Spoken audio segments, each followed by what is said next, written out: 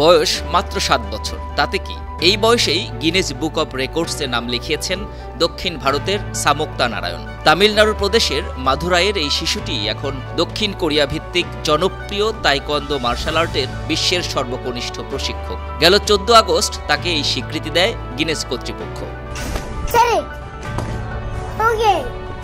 এত অল্প বয়সে নিয়মিত অনুশীলন, শৃঙ্খলা এবং কঠোর পরিশ্রমের মাধ্যমে কোরিয়ান মার্শাল আর্ট আয়ত্ত করায় তাকে সর্বকনিষ্ঠ তাইকোয়ান্দো প্রশিক্ষক হিসেবে স্বীকৃতি দিয়েছে তার বাবা নারায়ণ এবং মা শ্রুতি, তাইকোয়ান্দো মার্শাল আর্টের প্রশিক্ষক এবং গিনেস ওয়ার্ল্ড রেকর্ডধারী।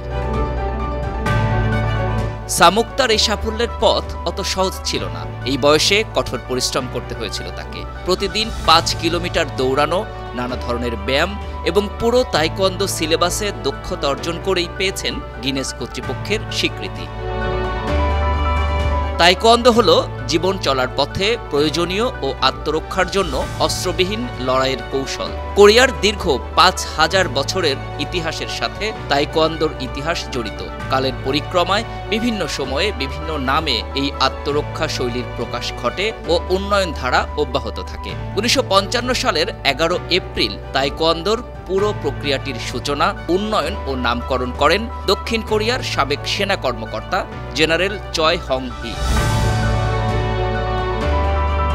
তাইকোয়ান্দো শব্দটি কোরিয়ান ভাষা থেকে এসেছে।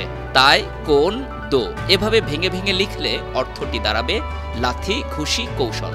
এর অর্থ হল তাইকোয়ান্দোতে দক্ষতার সাথে পাঞ্চ, কিক, ব্লক এবং ডজের সঠিক সমন্বয়ে প্রতিপক্ষকে দ্রুত ধ্বংস বা পরাজিত করা।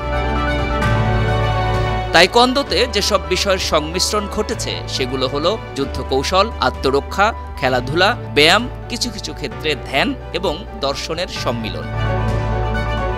সর্বকনিষ্ঠ প্রশিক্ষক হিসেবে সামোক্তাকে দেয়া দক্ষিণ কোরিয়ার গ্র্যান্ডমাস্টারদের প্রশংসাপত্রে বলা হয়েছে, দলে সবচেয়ে কম বয়সী হওয়া সত্ত্বেও সামোক্তা ধারাবাহিকভাবে কঠোর পরিশ্রম, অনুশীলন, সংযম ও ব্যতিক্রমী নিষ্ঠা প্রদর্শন করে পুরো কোর্স সম্পূর্ণ করেছে।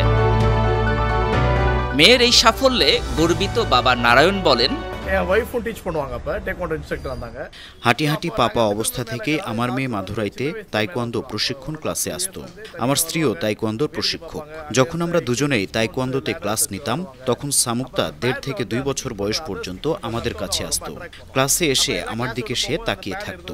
ক্লাস শেষ হলে প্যাডগুলি সে নিয়ে আসতো, আমাকে প্যাড দিত এবং সেগুলিকে তার পা দিয়ে সরিয়ে দিত।